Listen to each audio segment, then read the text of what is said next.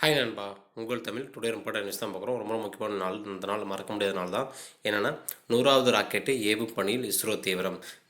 GSLV F-15 ராக்கெட்டை விண்ணில் செலுத்துவதற்காக கவுண்டவுடன் இன்று அதிகாலை தொடங்கியது. இஸ்ரோவின் 100வது ராக்கெட்டுக்கான இது NVS-02 செயற்கைகளுடன் வரும் 29ஆம் தேதி விண்ணில் பாய தயாராக ஓகேங்களா.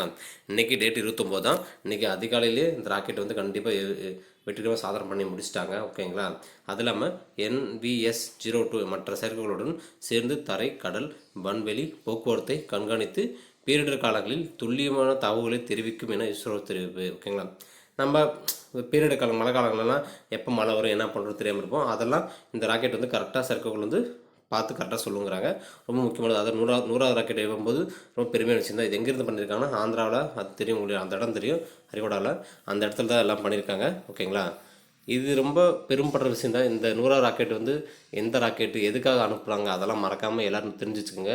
அது கண்டிப்பாக பின்னாடி நம்ம எக்ஸாம் படிக்கும்போது மற்ற விஷயத்துக்கு தெரிஞ்சுக்கும் போது யூஸ்ஃபுல்லாக இருக்கும். ஏன்னா இது வந்து ஒரு கரண்ட் ஈவெண்ட்ஸ் கொஸ்டின் இல்லாமல் ஒரு ஜிகே கொஸ்டினாக எடுத்துக்கோங்க. எப்பயுமே இது வந்து நம்ம ஸ்கூல் புக்கு மாறினாலும் இது வந்து அப்டேட்டாக வரும். அப்போயும் நம்ம தெரிஞ்சுக்கணும். இப்போயும் தெரிஞ்சுக்கிட்டால் அப்போ படிக்கும்போது இன்னும் கொஞ்சம் ஈஸியாக இருக்கும். நான் நல்லா புரிஞ்சு படிச்சுக்கலாம். ஓகேங்களா. அதனால் இஸ்ரோ வந்து பயங்கரமான ஒரு சாதனை பண்ணியிருக்காங்க. 2025 ஃபஸ்ட்லேயே ஒரு சாதனை. இது வந்து பெரும்படுற விஷயம் தான். ஓகேங்களா. எல்லாருக்கும் இந்த வீடியோ மறக்காமல் ஷேர் பண்ணுங்கள். என்னென்ன சேர்க்கக்குள்ளே என்ன ராக்கெட்டு இதெல்லாம் மறக்காமல் தெளிவாக எழுதி வச்சுக்கோங்க. ரொம்ப யூஸ்ஃபுல்லாக இருக்கும். பாய் நண்பா, உங்கள் தமிழ்.